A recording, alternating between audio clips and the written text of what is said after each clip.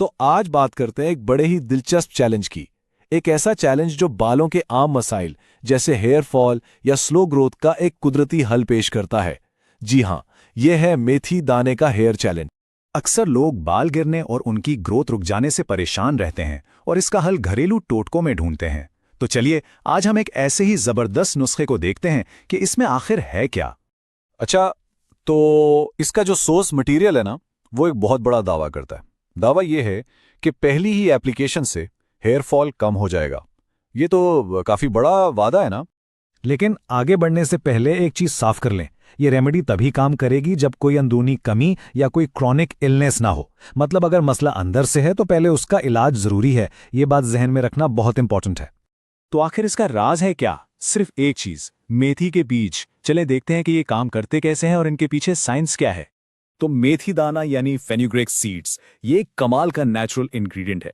इसकी खासियत यह है कि ये सीधा बालों की जड़ों को मजबूत करता है, स्कैल्प को टाइट करता है और हेयर फॉलिकल्स को गिरने से बचाता है। लेकिन ये इतना पावरफुल है क्यों? इसकी वजह है इसमें मौजूद आयरन की बेतहाशा मिकदार। जी हां, इसमें बहुत ज्यादा आयरन होता है। और जैसा कि हम जानते हैं, आयरन हमारे ब्लड सर्कुलेशन के लिए कितना जरूरी है, जो सीधा हमारे बालों की हेल्दी ग्रोथ से जुड़ा है। चलें अब आते हैं रेमेडी के पहले हिस्से पर, यानी स्ट्रेंथनिंग सीरम। देखते हैं इसको बनाना कैसे है। तो इसको बनाना बहुत ही आसान है। स्टेप बाय स्टेप देखते हैं। सबसे पहले एक बड़ा चम्मच मेथी दाना रात भर के लिए पानी में भिगो दें। फिर अगली सुबह उसी पानी के साथ इन बीजों को 10 से 15 मिनट तक उबाल लें। जब उबल जाए तो हैंड ब्लेंडर से हल्का सा ब्लेंड करना है, बहुत ज़्यादा नहीं। फिर इस लिक्विड को छान लें। ये सीरम बेस बन गया। आखिर में इसमें 3 विटामिन ई कैप्सूल्स का ऑयल मिक्स करें और बस इसे किसी आसान सी बॉटल में स्टोर कर लें। अब आते हैं पार्ट 2 पर, नरिशिंग मास्क।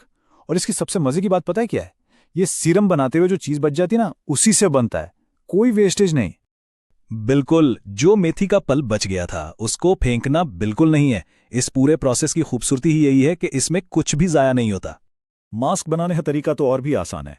बस वो बचा हुआ पल्प लें, उसमें थोड़ा सा पानी डालें और मिक्सर में इसको इतना पीस लें कि ये एक बिल्कुल फाइन आटे जैसा पेस्ट बन जाए। ठीक है, तो अब सीरम भी तैयार है और मास्क भी। तो फिर सवाल यह है कि इस 2 पार्ट रेमेडी को इस्तेमाल कैसे करना है। यहां पर इन दोनों के इस्तेमाल का फर्क समझना बहुत जरूरी है। देखें, जो नरिशिंग मास्क है उसे हफ्ते में सिर्फ एक बार लगाना है, बाल धोने से पहले, और सिर्फ 20 से 40 मिनट के लिए। जबकि जो स्ट्रेंथनिंग सीरम है उसे हफ्ते में दूसरी बार, जब बाल धोने हों तब स्काल्प पर लगाना है, और इसको 2-3 घंटे या पूरी रात के लिए भी छोड़ा जा सकता है। अच्छा, एक बात, इस मास्क को बालों से निकालना थोड़ा सा ट्रिकी हो सकता है, लेकिन परेशान होने की जरूरत नहीं है। इसका तरीका यह है कि पहले सादे पानी से अच्छी तरह रिंस करें, हल्का हल्का स्काल्प पर मसाज करें ताकि पार्टिकल्स निकल जाएं। फिर नॉर्मल तरीके से शैम्पू कर लें। और हाँ, अगर फिर भी कुछ दाने रह जाए ना, तो टेंशन ना लें, बाल सूखने पर वो खुद ही झड़ जाएंगे। और अगर बाई चांस धोने के बहुत स्कैल्प पर थोड़ी खारिश महसूस हो तो उसका भी सिंपल सा हल है, थोड़ी सी एलोवेरा जेल या बस नारियल का तेल लगा लें, आराम आ जाएगा। अब इन्हें स्टोर करने का तरीका भी सुन लें। मास्क और सीरम दोनों को फ्रिज में रखना बेहतर है। मास्क को कोशिश करें 1 हफ्ते के अंदर इस्तेमाल कर लें। सीरम वैसे विटामिन ई की वजह से थोड़ा ज्यादा अरसे तक ठीक रहता है, लेकिन रेकमेंडेशन यही है कि फ्रेश बैच ही बनाया जाए। तो सवाल यह है कि इस चैलेंज से आखिर नतीजा क्या मिलेगा?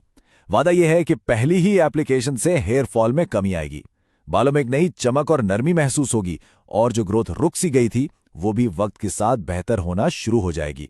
सोर्स मटेरियल इस बात को एक बड़े पुरएतमाद जुमले के साथ खत्म करता है। आप यकीनी तौर पर वापस आकर कहेंगे कि ये एक जादू है। मतलब इतना यकीन है इस नुस्खे पर। तो आखिरी सवाल, क्या ये मामूली सा दिखने वाला बीज बालों के इतने बड़े मसाइल का हल हो सकता है? ये एक ऐसा चैलेंज है जिसे आजमाने के बारे में सोचा जा सकता है।